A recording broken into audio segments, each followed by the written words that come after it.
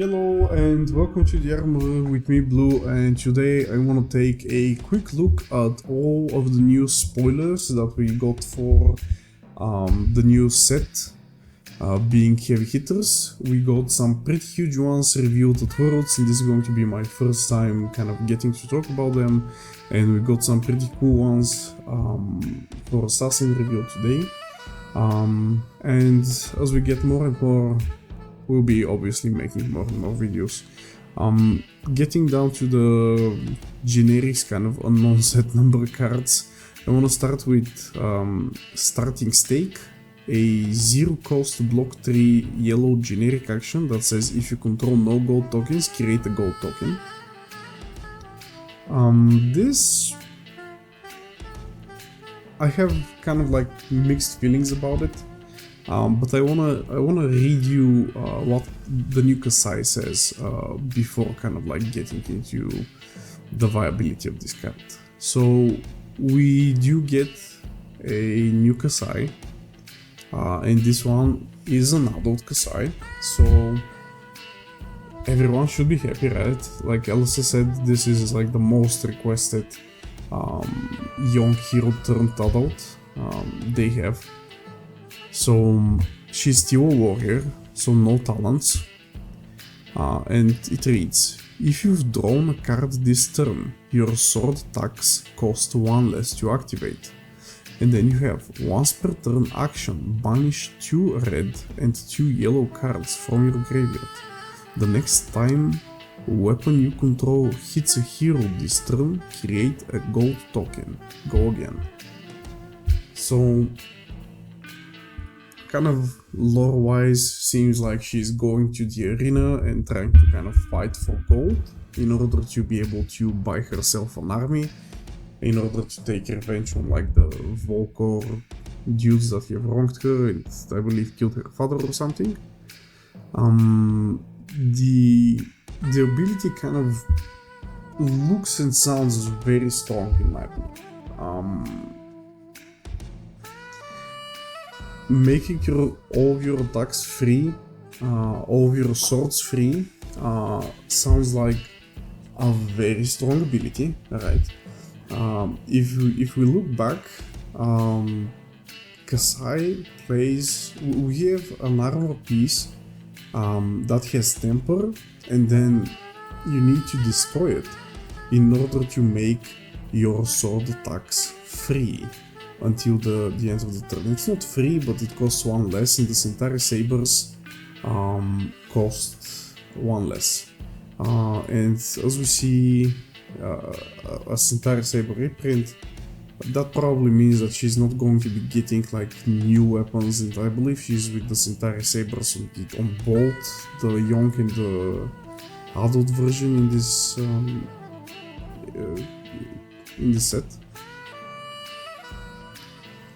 And it says your sword attacks, right? It doesn't say your next sword attack or your next 2 sword attacks, it just says your sword attacks. So you basically have kind of like almost a on-demand or at least a repeatable effect of that armor piece. Now, will that free us up to kind of play Tunic while still having the combo potential of something like draw a card off of whatever into Blood on her hands and then attack like a bunch of times with the Centauri Sabers?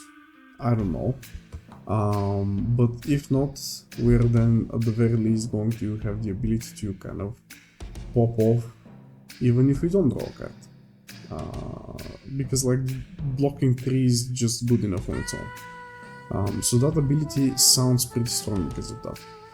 And then we have another ability that does not actually have any cost associated with it in terms of like paying actual cards from your hand. It just says banish 2 red and yellow cards from your graveyard in order to give your next sword attack this turn that hits to make a gold. So it's not like your next sword attack, it's like your next sword attack that hits. So like if you attack like 4 times and like 3 of them get blocked, the 4th one hits, you're going to create gold. You cannot create more than one gold, which is very good because gold is such a powerful token in my opinion. But yeah, just overall this ability gives you like a pretty good on hit. With like the on hit kind of like triggers the rest of your kit, because next turn you're going to just cycle a yellow at the very least in order to trigger the gold token and make all of your attacks free, all of your swords free, or like all of your entire sabers free. Doesn't matter. So yeah. I feel like it's pretty strong. It looks pretty strong for now. Her ability kind of limits her in a way right now, where it needs a lot of cards, right? Like you need to banish 4 cards and then they need to be like split between reds and yellows, which is probably going to push her into a direction where she's just going to be playing reds and yellows. And probably like 5 or 0 blues, the same way Dromai is playing right now. And yeah, we'll see. There are some reactions from like Dorinthia, the 1 for 3 reprise reaction that allows you to draw a card. That one is interesting and nice, but you need to attack with a weapon first and then draw a card. So now you're only reducing one of your weapons. I mean, it may still end up being good enough. It may still end up being good enough, but we'll see. We'll see. Like, there's definitely going to be more and new warrior cards in the set. But with this knowledge, starting stake, in my opinion, begins to not look like such bad of a card, right? It's a yellow 3-block, so it kind of fits what we already want, right? We want yellow cards, we want our yellows to be 3 blocks, we want like everything to be 3 blocks if we can. It doesn't have go again, so we kind of have to play it at the end of a chain. We're, I believe, perfectly fine if we just like attack with bunch of swords after we've triggered her ability, forcing our opponent to block, and then just dropping the starting stake out of nowhere, generating the gold anyway. Also in turns where we're probably forced to block or our hand is not that great, we can also block down to starting stake and then just play it, create the gold token. And then whenever we feel like we have a good hand, we can just keep a bunch of cards, pitch a yellow in order to draw a card, most likely another yellow, or we already have a yellow in hand, doesn't matter. But it's basically, we still have like 4 cards in hand, and we've cracked the gold, meaning we drew a card, meaning all of our sword attacks are now free. So yeah, that's why I feel like there is some potential in this card. Obviously, if we manage to create a consistent enough deck that is not going to need starting stake, it's going to be way better, but we don't know if that's possible. We have a set of equipments revealed, all of them basically saying their armor is equal to the number of opposing heroes with greater life than you, and then they have blade break.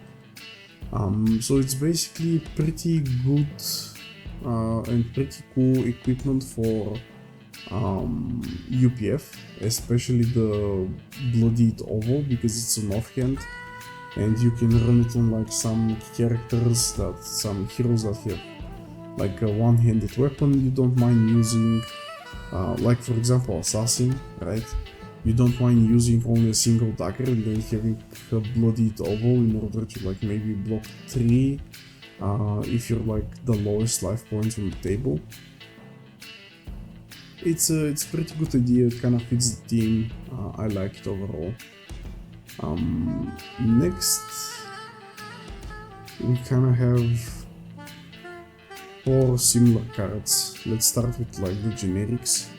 Money Warrior Maltese is a 1 cost plus 3 buff that blocks for 2, and it gives you the on-hit effect, that is, when this attacks a hero, you may wager a gold token with them. So basically, when the chain link closes, when the chain link resolves, if an attack hit, create a gold token, otherwise they create one. So basically, you don't need to already have a gold token. You just on attack choose if you want to wager or not, and then if the attack hits, you get the gold token. If the attack doesn't hit, they get the gold token.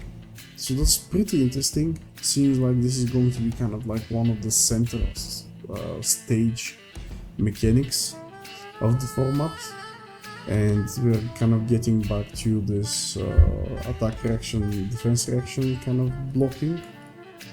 Then we have Test of Strength, being a generic block for 4.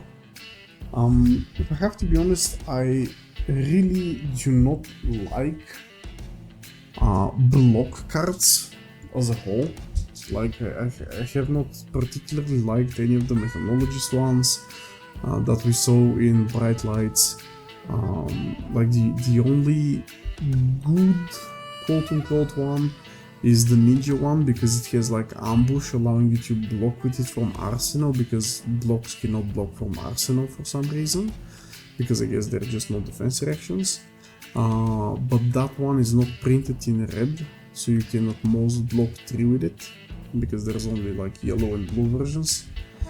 So it kind of sucks, but you know, with some of, you know, like these designs where you get something else, maybe we'll get a blocking card that is worth inclusion based on its effect, and Test of Strength may be one of those.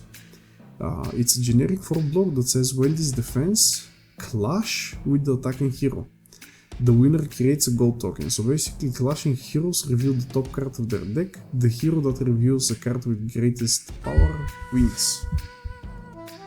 So this seems like something that's going to be just insane in Guardian.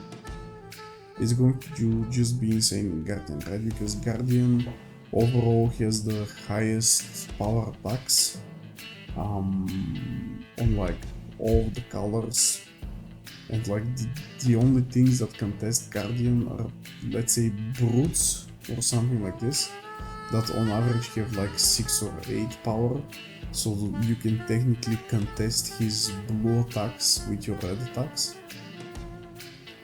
But that's about it.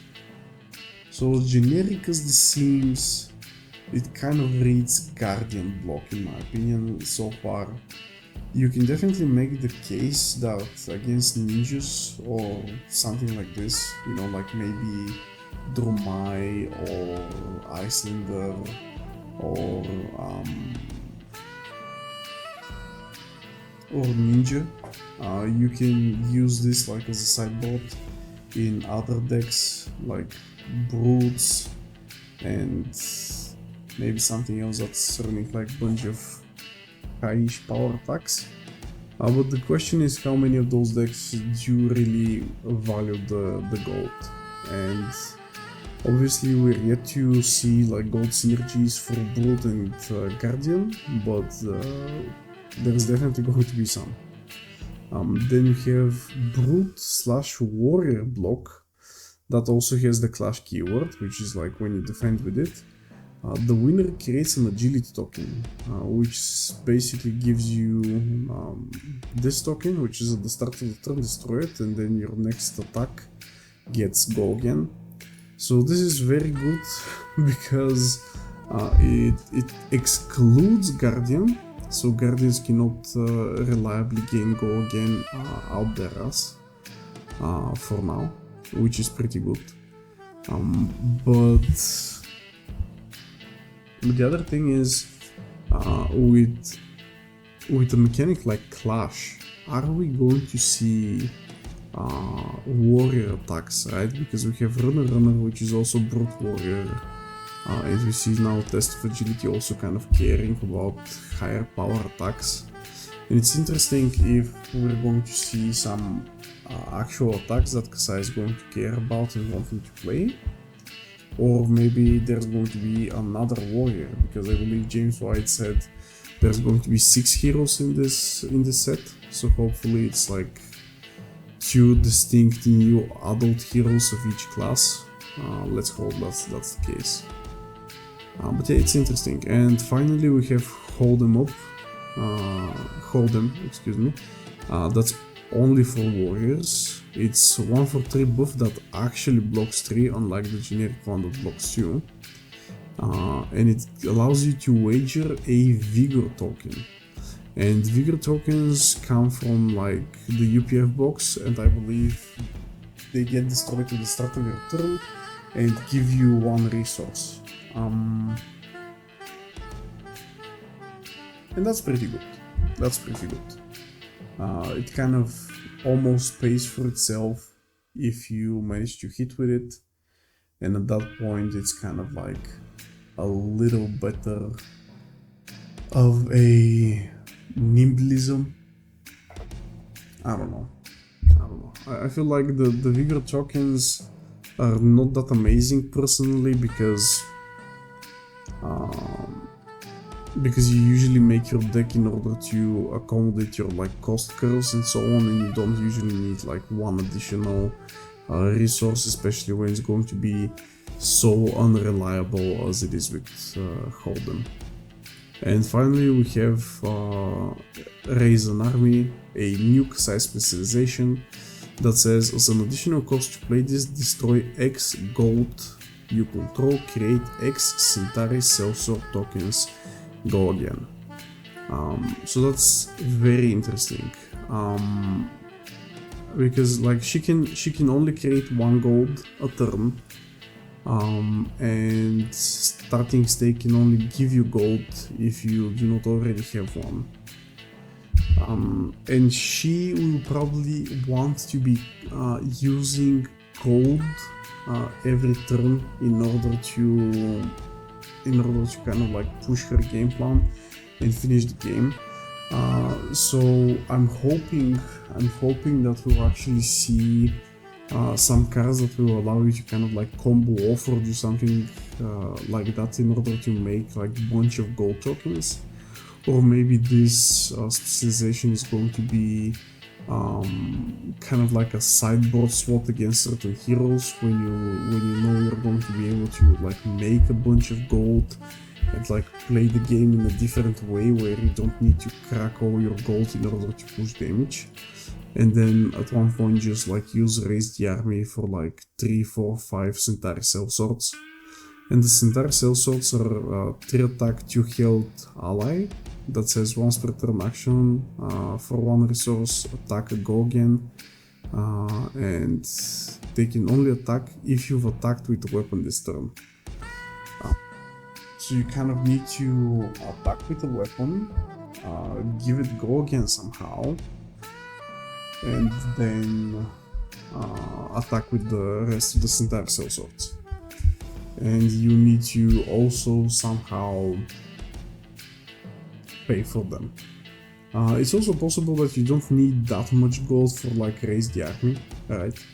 Like maybe you play like Money Warrior Maltese into your ability, into play some attack reactions to allow you to hit with one of the swords, in order to make 2 gold that turn, and next turn you're just going to play Raise the Army for X equals 2, create 2 Centauri Sellswords, and just start attacking for an additional 6 damage every turn off of a yellow, basically. And that alone seems kind of like good enough, especially against heroes that cannot go wide. Even against heroes that can go wide, like Ninja, providing them with like only 2 targets is still kind of not amazingly comfortable for them.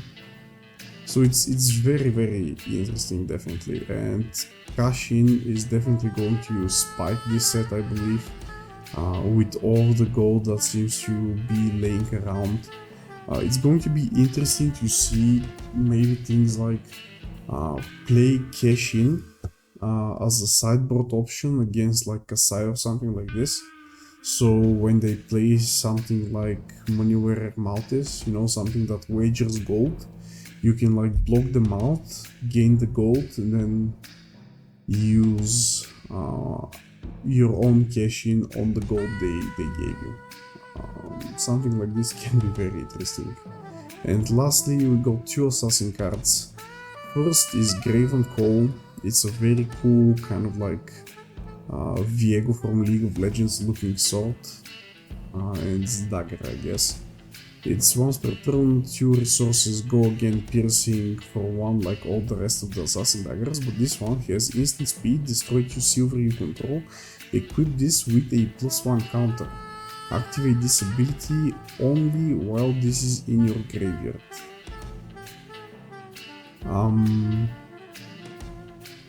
Yeah. It's kind of cool, you know, like the name kind of synergizes with the ability, I guess. Now, what's the utility of this dagger? I'm not too sure.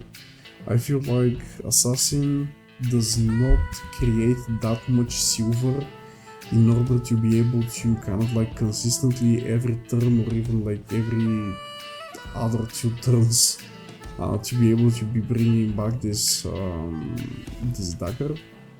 It's possible that maybe you can like just play it and play for an end game of some sort where you go Graven Call for like 2 because you've bought it back last turn, into attack with it, flick knives it into your opponent for 2, use Graven Call to pay 2 silver, bring it back, attack with it again, and like do something else, right? Like you can potentially use hurls in that combo in order to make the hurl a 1 for 5 go again, kind of. But even then, it's kind of like it's going to be a bad combo. It's going to take a lot of resources, it's not going to deal a shitload of damage. So it's just interesting. I feel like if we get enough cards that allow us to generate silver, especially in this set, because so far we've only seen things caring about gold, and the previous Kassai cards are caring about copper, and the assassins are caring about silver, and this is like the arena and the money set kind of. So if we get like a bunch of cards that can help with that, maybe it's going to get a lot better. But for right now, it's kind of mediocre.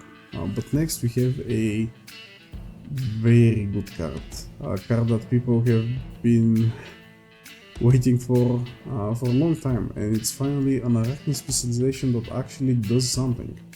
It's a 0 block 3 blue, and I'm very much glad that it's blue because I really want Arakni to kind of go into the more controllish side of Assassin and let Uzuri be the aggressor, and I want even more Arakni specializations.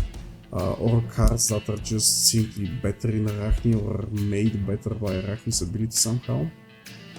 So this card says, look at the top 3 cards of the defending hero's deck, it's an attack reaction. Put them back in any order, then banish the top card of their deck. If you complete the contract this way, your assassin attacks get go again this combat chain. Right, so this is kind of your Assassin Art of War in a way, right? This is kind of your Assassin Art of War. If you manage to get like a 5-card hand with like a bunch of contracts and like coercive tendencies, and go for 0 for 4 contract that you know is like very easy to hit, into like look at the top card of your opponent's deck, into coercive tendencies, look at 3 more, banish one that completes the contract, and then assassin attacks get go again, this combat chain. So like for the rest of the turn, or like for the rest of this combat chain, basically all of your assassin attacks are going to get go again. So you'll be able to then play like yet another 0 for 4, and then another 0 for 4, and then another 0 for 4, right? Like you can, with coercive tendencies, you'll be able to play a whole hand of 0 for 4s, which is pretty decent damage value, but also is going to really tax your opponent's deck if they have no way of blocking it, right? So I'm pretty excited to experiment with this card.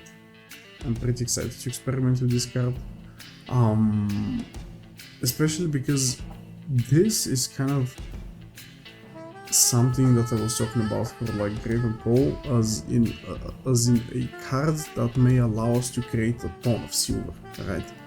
Because if I go for something like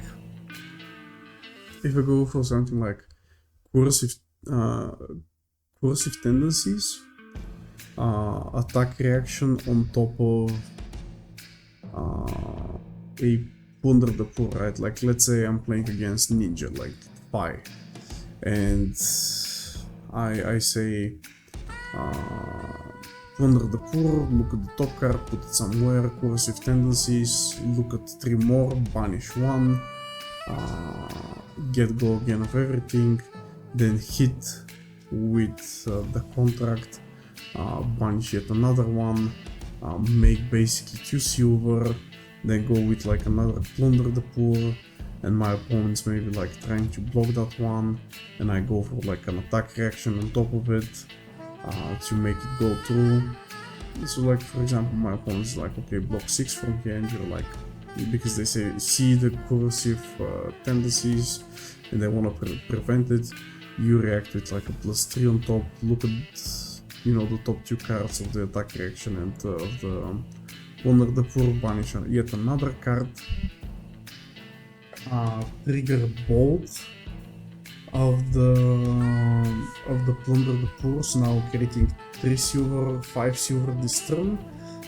You can even crack your mask here to create 2 more, get up to 7, and now you can attack with like a third contract, which you don't even need to complete, right? You just need to banish yet another card in order to complete your previous 2 contracts, because you have like a very long chain, and at that point you can realistically be making like 7, 8, 5 silver off of a coercive tendencies turn, if executed properly and your opponent doesn't block it. And that can be pretty devastating, right? That can definitely be pretty devastating, because from that point onward, you'll be able to be blocking a whole lot more, right? Like at the very least, you'll be able to be blocking a whole lot more, and you'll be able to be pulling out like similar turns a lot more, where you just attack with the contract, they're like, okay, I don't care about the 0 for 4, you go, okay, bulls, yet another 0 for 4, yeah. You know, that's not very controlling, it kind of is aggressive, because of like the go again, but yeah, overall an amazing card in my opinion, definitely an amazing card, and I hope it doesn't cost like a fortune on release, because I'm pretty pumped about it. So yeah, thank you for watching. See you again next time, and please do tell me what are you most excited about, and what do you want to see in this new set. Me personally, I want to see the Guardian from Pulverize be made as an actual playable hero. In my opinion, that's going to be very, very dope, and he kind of fits the team. So yeah, bye bye.